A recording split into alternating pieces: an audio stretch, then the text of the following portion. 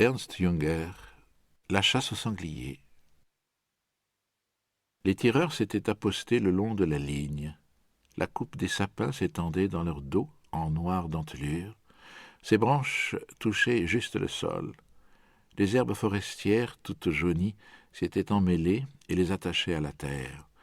On eût dit des tentes dressées, refuge contre la tempête et le gel dans la campagne enneigée. Une ceinture de joncs blafards trahissait le cours du fossé enfoui sous la neige. Le bois était d'une splendeur presque princière. L'air en été y était lourd et poisseux, et des essaims de thym passaient au bord des clairières. En automne, quand dérivaient les fils de la Vierge, des légions de bolets recouvraient le sol moussu. Les baies luisaient comme des perles de corail dans les zones d'abattis. La neige venait de cesser. L'air était exquis, comme passé au filtre des flocons. On l'aspirait plus facilement, et il portait la voix au loin, vous faisant chuchoter sans y songer. La couche fraîche semblait défier toute l'imagination de la blancheur. On entrevoyait la présence de mystères splendides, mais intangibles. Les meilleurs postes d'affût étaient ceux où une pépinière bordait les lignes. C'est à peine si ces cimes vertes sortaient de la neige. Le champ de tir y était parfait. Richard se tenait auprès de Breuer, l'élève forestier, dans une traverse où les branches se rejoignaient presque, de sorte qu'on y voyait à peine à 3 pas devant soi. Mauvaise place, affût pour les novices. Mais son attente était si exaltée qu'il ne pensait plus aux détails, que son chagrin même fondait en lui. Il avait espéré jusqu'au dernier moment que son père lui donnerait une carabine. C'était l'exaucement vers lequel tout son être s'élançait. Il n'avait pas connu de plus brûlant, de plus impérieux désir. Il voyait en rêve l'acier bleu de l'arme, son fût de noyer, les feuilles de houx gravées dans le métal. Qu'elle était donc légère, douce à la main et plus merveilleuse que tous les jouets. Dans l'obscurité de son canon, les rainures brillaient en spirales d'argent. Lorsqu'on l'armait, elle claquait sèchement, comme si la certitude même eût pris la parole pour remplir le cœur de joie. On pouvait affiner la détente au moyen d'un déclic, et alors il semblait qu'une pensée suffît à déclencher le coup. Que ce joyau, que cette merveille contint aussi la destinée et la mort, c'était là, certes, ce qui passait toute imagination. Richard sentait que sa possession donnerait à son être l'achèvement, lui ferait subir une métamorphose totale. Avant de s'endormir, à la manière des songes lucides, il se voyait parfois dans la forêt avec elle, donc il voulut tirer, ce n'était pas la question, mais rien que pour se promener dans la nature en sa compagnie, comme avec une amante. Il lui revenait alors en mémoire un dicton qu'il avait lu au flanc d'une vieille cruche dont son père se servait parfois. « Toi et moi, tous les deux, c'est assez pour être heureux. » Et même après que ses paupières s'étaient fermées, les images continuaient à se tisser. Elle l'amenait quelquefois à des angoisses. Il avait armé l'arme et voulait tirer, mais un envoûtement faisait rater le coup. Il s'y appliquait alors de toute sa volonté, mais, chose étrange, plus il l'armait, plus il y mettait de violence, et plus la carabine s'obstinait à lui refuser son office. Il voulait crier, mais le son lui restait dans la gorge. Puis il se réveillait en sursaut de son cauchemar, tout heureux de constater qu'il avait été le jouet d'un songe. Le miracle s'accomplirait pour son 16e anniversaire. Il avait bien du mal à prendre patience quand il voyait de jeunes chasseurs ou des élèves forestiers comme ce Breyer, qui n'avait que 2 ans à peine de plus que Richard, et n'était guère plus grand. Mais aujourd'hui, la forêt baignait dans un tel silence et une telle limpidité que ce désir rongeur et impétueux s'éteignait en lui. Le monde était ouaté de solennité. Des piaillements légers parcoururent la sapinière et se perdirent au loin. C'étaient les roitelets, les nabots à la huppe d'or. Ils se sentaient comme chez eux, dans ces coupes obscures, où ils picoraient les pommes de pin. Puis, venu de loin, un appel de cor courut à travers ce monde de blancheur. Le cœur se mettait à palpiter, la chasse commençait. Une agitation se rapprochait à travers les fourrés. À mesure que le vacarme s'enflait, les battements du cœur, eux aussi, se précipitaient. Les rabatteurs, aux pesants tabliers de cuir, fonçaient à travers les branchages, cognant les troncs du manche de leurs haches. On entendait entre les coups leurs clameurs « Ouh! Ouh! Ouh !» La traque avait d'abord tout au loin un son de gaieté, puis les voix se chargèrent de rudesse et de menace. Leur accent rappelait la fumée des pipes, les alcools de fruits, les querelles au cabaret, et elles violaient le mystère des bois. Maintenant, les froissements et les appels résonnaient tout proches, et puis un bruit de branches cassées les suivit, différent à l'oreille. Une ombre fila à travers les joncs et gagna le couvert de l'autre côté, juste entre Richard et l'élève forestier. Bien qu'elle eût traversé le découvert comme le fantôme d'un rêve, Richard saisit au vol tous les détails. Les rabatteurs avaient forcé dans sa bauge un vieux sanglier mâle. Il le vit sauter la ligne d'un bond comme projeté par la corde d'un arc. L'avant-train, au poitrail massif, s'abaissait de la hure à la croupe comme le côté d'un triangle. Les soies raides du dos, la crête, comme disent les chasseurs, se hérissaient. Richard eut l'impression que les petits yeux le frôlaient. Dressés devant eux, les crocs luisaient, robustes et recourbés. Il aperçut aussi les dents dénudées par le retroussi des babines qui donnaient à cette hure une expression de mépris rageur. Tous ces êtres avaient quelque chose de sauvage et de sombrement hirsute, mais taché de rouge, comme de feu. Le groin noirâtre était bizarrement retroussé et presque tordu.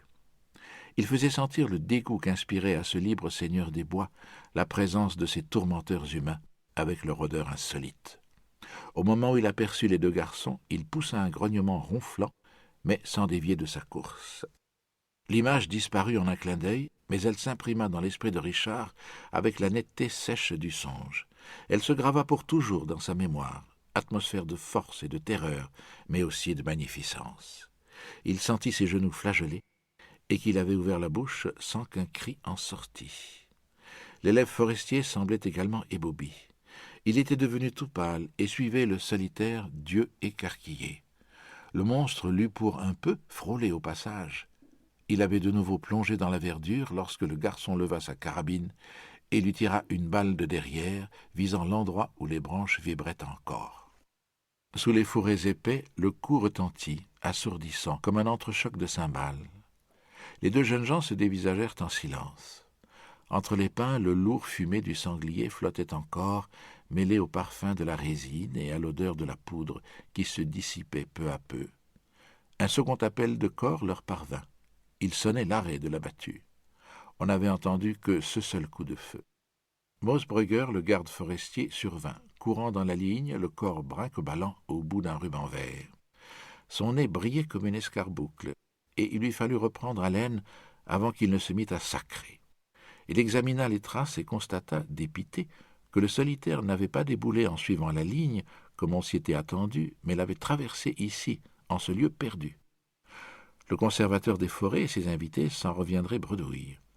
Moosbrugger en était vexé dans son honneur professionnel, et Richard eut l'impression qu'il devait se tenir à quatre pour ne pas caloter le jeune tireur. S'il s'était agi d'un de ses valets de chasse, il l'eût sans doute fait. Il se contenta de grincer des dents et de demander à l'élève « Vous savez ce que vous venez de faire ?» Et comme le gamin gêné haussait les épaules, « Je vais vous le dire, vous avez fait chou blanc. » Sur quoi il éclata d'un rire diabolique et se remit à l'examen des traces. Richard se sentit heureux de s'en être tenu au rôle de spectateur. L'élève malchanceux avait rougi jusqu'au blanc des yeux. Il semblait mal à l'aise dans sa peau. Il grommela pour lui-même « Il n'est jamais content, celui-là. Si je n'avais pas tiré, il aurait aussi rouspété. » Néanmoins, il se sentait coupable. D'abord, il s'était laissé effaroucher par le solitaire, et puis il avait tiré sa poudre au moineau. Avec la même ferveur qu'au moment où il souhaitait de voir la bête déboucher près de lui, il la maudissait maintenant de lui être passée sous le nez. Il voyait déjà le conservateur des forêts et derrière lui toute la chasse qui s'en venait de son côté, quittant la ligne. Sa confusion était telle qu'elle gagna Richard.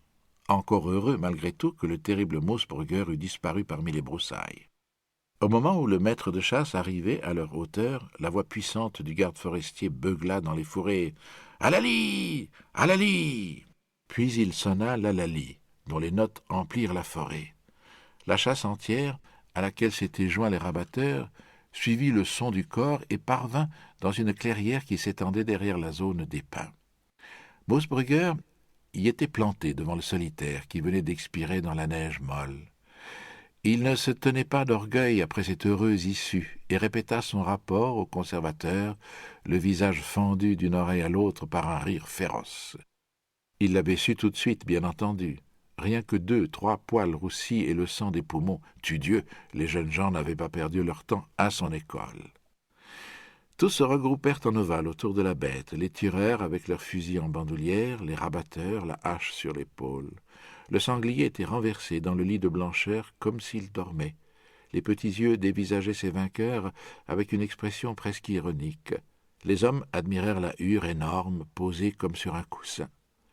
Les défenses tranchantes luisaient cruellement recourbées, comme du vieil ivoire. Près de la tache du col massif, les pattes, les honneurs d'avant, comme les appelait Moosbrugger, pointaient en l'air raidis. La toison aux soies sombres était nuancée de rouille, le dos seul souligné d'une bande d'un noir pur.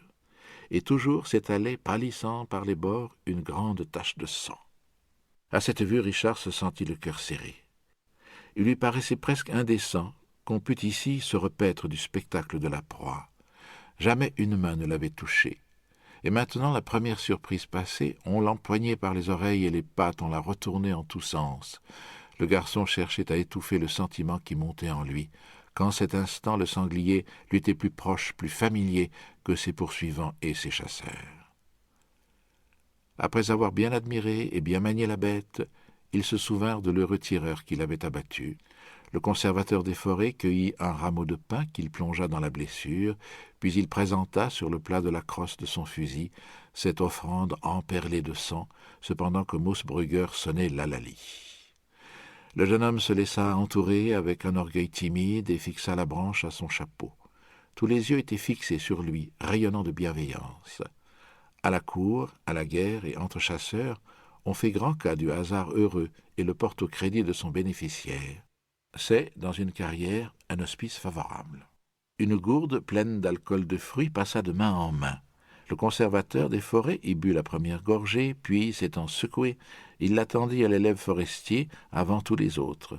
Chacun cherchait à échanger un mot avec lui, et il ne se lassait pas de raconter comment le solitaire avait débouché devant lui. Un coup de maître, les envieux même devaient l'avouer. Il décrivait comment il avait aperçu la bête et comment elle avait bondi vers lui. Comment aussi il ne l'avait pas tirée de face, mais d'un peu en arrière, obliquement, alors qu'elle plongeait sous le couvert des arbres. Mais il l'avait vu distinctement marquer le coup. Moosbrugger ne tarissait pas d'éloges sur son compte. Seul Richard arborait une mine contrainte. Il croyait être le seul à se sentir dépassé par l'événement. Il apprenait avec surprise que Breyer l'avait perçu tout autrement que lui, et il fallait bien lui donner raison, puisque le sanglier était là, renversé, pour confirmer son récit. Il apprit ici pour la première fois que les faits modifient les circonstances qui les ont amenés, ce qui ébranlait le monde de ses idées. Les cris rudes des chasseurs lui étaient pénibles, et de nouveau, il lui sembla que le sanglier était bien au-dessus de tous. Moosbrugger tira posément son coutelas de sa gaine et en éprouva le fil sur son pouce. Malgré l'âpre gel, on ne pouvait laisser le sanglier dans sa peau. Il était bien trop échauffé. Le visage du chasseur prit un air ancestral, illuminé d'une sorte de ricanement solennel qui étirait de haut en bas les rides profondes de sa face. Il s'agenouilla sur l'une des pattes de derrière et empoigna l'autre de la main gauche. Puis il trancha de sa lame la peau tendue et la fendit jusqu'au sternum. Il commença par l'amputer de 2 objets semblables à des œufs d'oie d'un bleu scintillant, et les jeta derrière lui, tandis que les rabatteurs ricanaient d'un air servile. « Attrape, renard, voilà ton dîner !» Puis il suivit soigneusement un cordon de muscles. L'âcre fumée qui baignait la bête devint piquant. Les chasseurs reculèrent, poussant des jurons. Moosbrugger enfonça ses 2 mains dans le ventre béant et remonta entre les côtes, en tira des viscères bleus et rouges, en réservant les parties nobles. Le cœur était déchiqueté par la balle. Malgré cette blessure, le sanglier avait couru près de 90 pas. Un élève-garde ouvrit la panse pour la rincer dans la neige. Elle était toute gonflée de faine broyée. Bientôt, le corps profané se fut changé en auge rouge dont la vapeur sanglante continuait à s'élever dans l'air glacial. Moosbrugger passa un tour de corde autour de la mâchoire supérieure, derrière les crocs. Les rabatteurs s'y attelèrent et partirent en traînant l'avant-train hirsute. Les chasseurs allumèrent leurs pipes et, devisant gaillardement, ils se joignirent au cortège. La chasse était finie. Ce fut le premier soir où Richard s'endormit sans avoir songé au fusil. mais ce fut le sanglier qui en prit la place dans ses rêves.